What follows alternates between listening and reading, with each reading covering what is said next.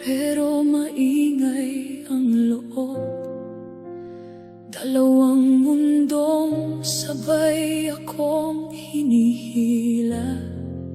Sa kaliwa'y sigaw, sa kanan ay luha.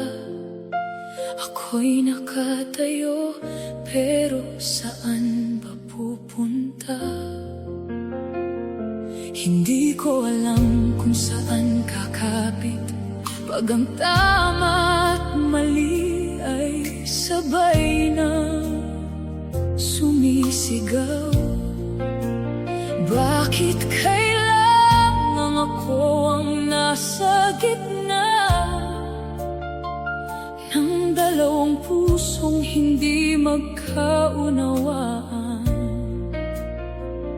Kung ako'y bibitaw, may masasaktan. Kung ako'y lalaban, ako naman ang mawawala.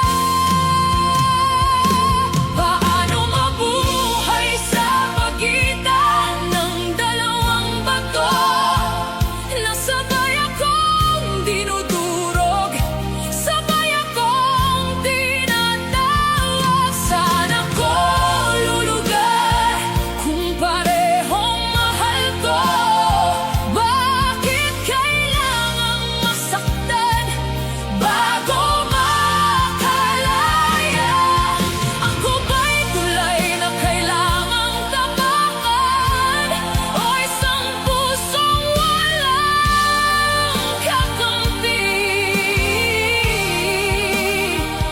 Sa gitna ng unos, ako'y napapagod na, pero kailangan kong tumayo kahit ako'y nag-isa.